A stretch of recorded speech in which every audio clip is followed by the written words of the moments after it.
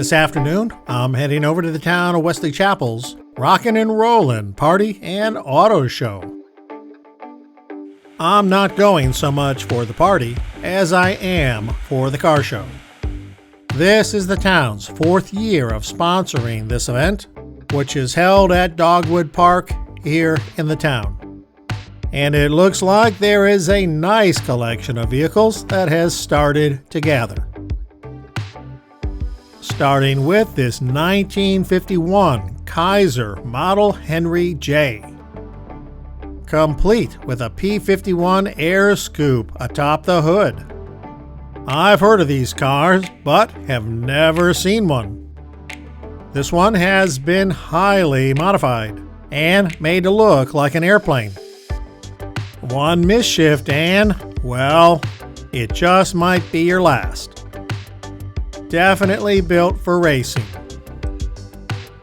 And right next door is this, a 1968 Chevrolet Camaro Z28, carrying a set of Florida tags. Nicely restored with quite a few modifications. The power plant being a big one. This 6.2-liter 400 horsepower small block was absolutely not part of Chevrolet's 1968 engine lineup.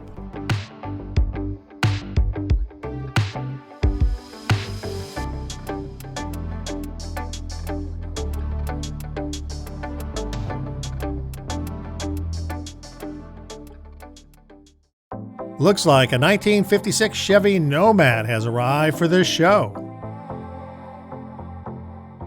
Here's a very nice 1965 Pontiac GTO with what looks like 3 two-barrel carburetors sitting on top of that intake manifold.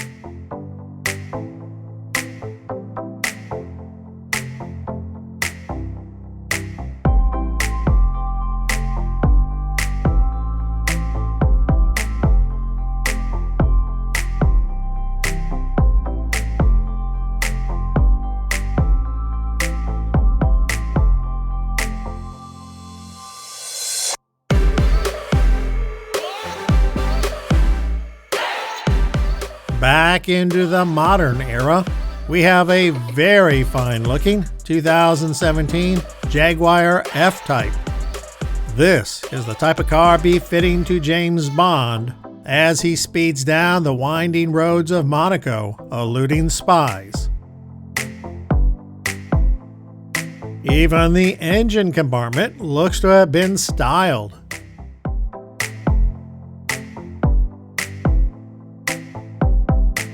It appears a few more cars have arrived. Here we have a 1970 Dodge Challenger RT with a vinyl roof, which was very popular in the early 1970s. It reads, alternator, starter, wiper motor, master cylinder, booster, all part number and date code correct. Original Carter carburetor. Powertrain and suspension built to factory specs by noted Mopar restorer Frank Battleson. Dark burnt orange metallic, option FK5. Burnt orange deluxe cloth and vinyl interior, option H5K4. Stripe delete, option V68. Built June 13, 1970. Restored 2004 through 2008. 2,802 RTs were U code, meaning a 440 engine and 4-barrel carburetor equipped, as noted by the 5th VIN digit, of which 1,906 were automatics. Out of a total 83,032 Challengers built, 14,889 were optioned as RTs. 7,055 were painted FK5.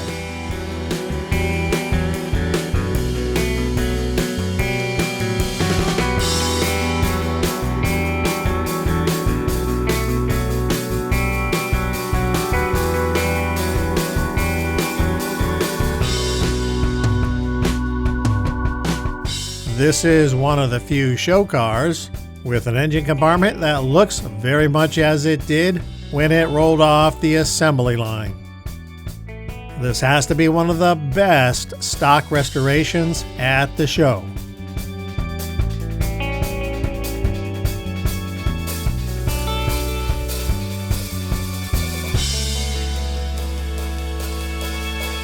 And right next door is this beautiful, highly customized 1934 Ford Coupe. Definitely not a stock engine here.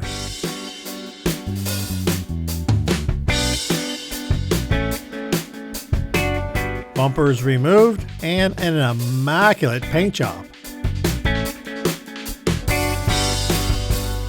With more customizations inside.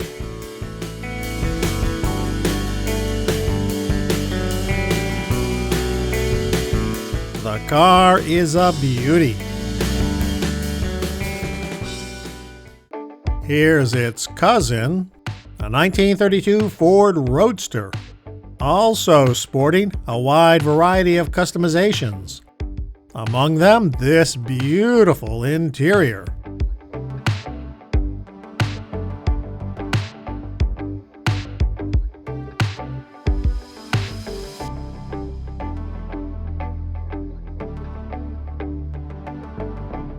Flames.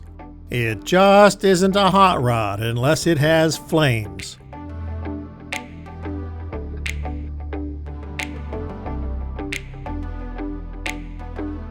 Moving into a more contemporary vehicle, this is a 1998 M1123 High Mobility Multi-Purpose Wheeled Vehicle, or Humvee. However, being 25 years old, it certainly does fall into the classic category.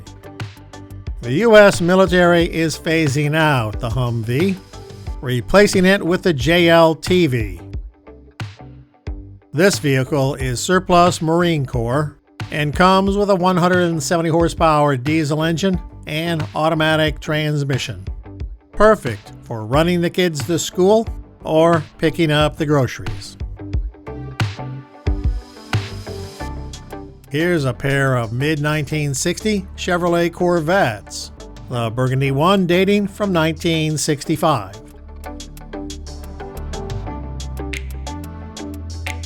While I don't know what's hiding underneath the cloth, the rest looks to be a stock 327 engine. The blue one is a 1967 version of the car, which is basically a twin sister to the 65 model. Here is an American classic, a 1955 Chevrolet Bel Air. These cars remain among the most popular classic cars in America.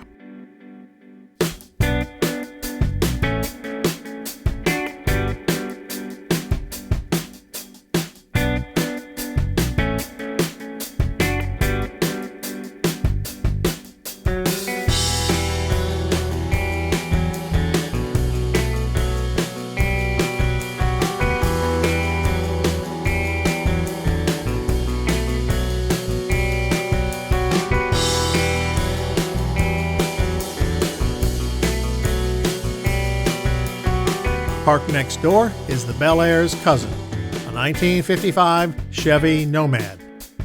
Basically a station wagon version of the Bel Air.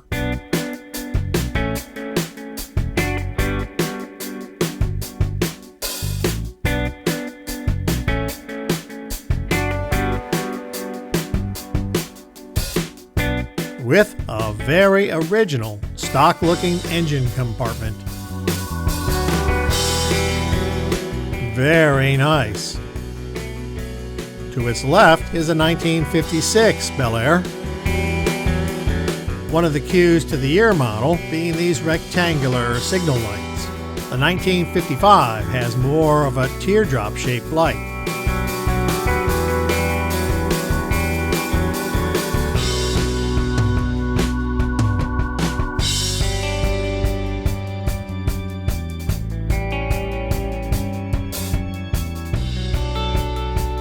Here's a highly modified 1932 Ford Roadster.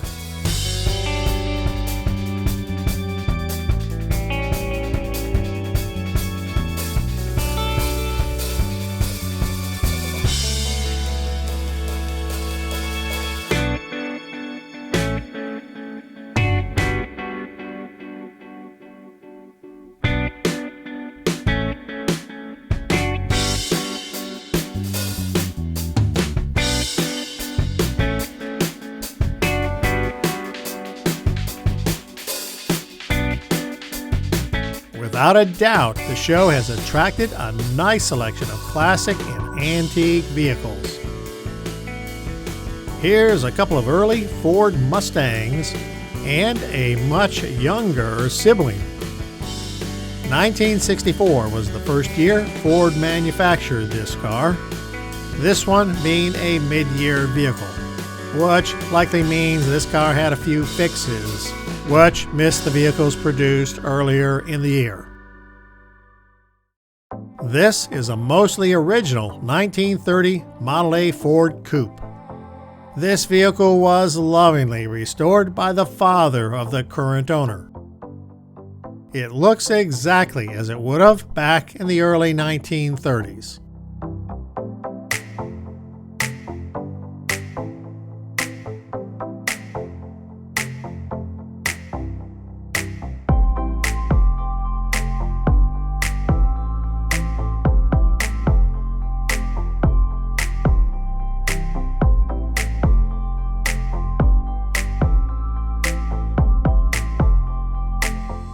No high-powered V8 hiding under the hood of this one. Look, it even came with an oil can. The infamous mother-in-law seat, which she would enter by placing her foot on this step, then this one, and finally onto the seat. If you had any doubt your mother-in-law disliked you, all doubt would have been removed when you made her ride back here. Here's a very nice and highly customized 1956 Chevy Nomad.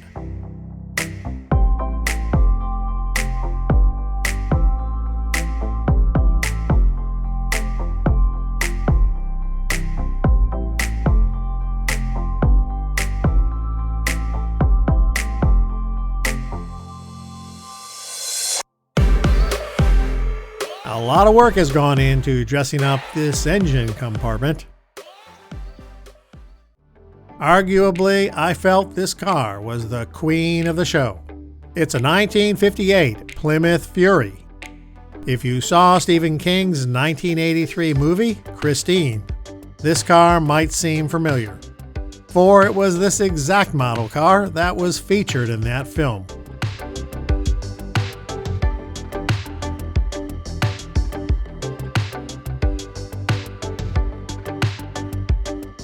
It carries all of the design elements of 1950s styling.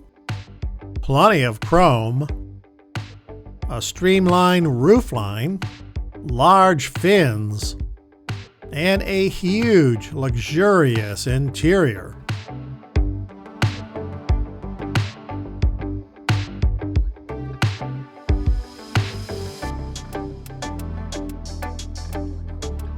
This car is a beauty, which will wrap up today's visit to the Wesley Chapel Car Show. I thoroughly enjoyed looking at all these classic and antique vehicles, some of which weren't so old or classic when I was a wee lad. Remember, life is a journey. Enjoy the ride, and thanks for watching.